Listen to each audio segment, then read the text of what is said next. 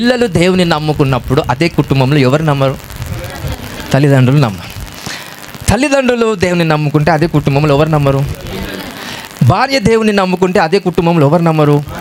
భర్త దేవుని నమ్ముకుంటే అదే కుటుంబంలో. అంటే ఎంత స్పష్టంగా మీరు నాకు చెప్తున్నారా విను. అంటే దాదాపుగా మన సంఘం అనే కాదు, ఈ లోకములో ఉన్న క్రైస్తవ సంఘాలలో అన్నిటిలో కుటుంబ పరముగా దేవుని సంఘానికి రావడానికి చాలా చాలా చాలా ప్రమాదాలు జరుగుతున్నాయి.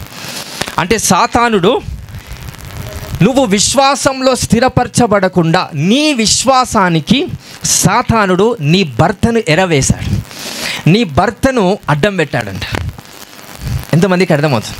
కొంతమందికి భార్యని అడ్డం పెట్టాడు, కొంతమందికి పిల్లలను అడ్డం పెడతాడు, కొంతమందికి తల్లిదండ్రులను అడ్డం పెడతాడు, కొంతమందికి బయట ఉన్న స్త్రీని అడ్డం పెడతాడు, కొంతమందికి బయట ఉన్న పురుషుణ్ణి అడ్డం పెడతాడు.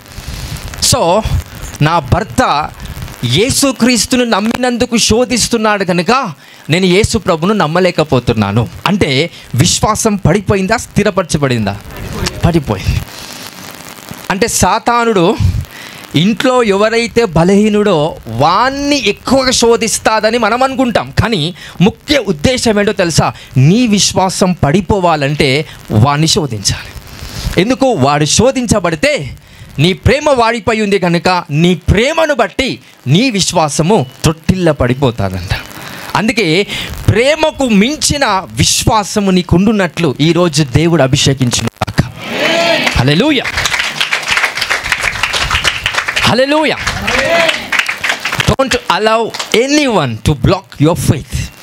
ఈ ప్రపంచంలో ఏ మనిషినినైనా నీ విశ్వాసాన్ని తగ్గేలా ఏ మనిషిని నీ దగ్గరికి తీసుకురాకండి, నీ లైఫ్లోకి వాడిని తీసుకురాకండి. అది భర్తనైనా సరే, భార్యనైనా సరే, తల్లిదండ్రులైనా సరే, పిల్లలనైనా సరే. అందుకే యేసుప్రభు అంటాడు, నా నిమిత్తము తల్లిదండ్రులనైనను, పిల్లలనైనను, భర్తనైనను, ఇంకా ఎవరినైనాను వాళ్ళను ఫెయిత్ని బట్టి ఎప్పుడైతే దూర పెడతారో, నా పట్ల ఎప్పుడైతే ఆ విషయాన్ని ఎగ్జాక్ట్గా అంగీకారం చేత ముందుకు వెళ్తారో వారు ధన్యులు, వారు ఆశీర్వదించబడిన వారుగా యేసుక్రీస్తు ప్రభు ఆ వాక్యాన్ని మనతో చర్చిస్తాడు. హల్లెలూయా, హల్లెలూయా.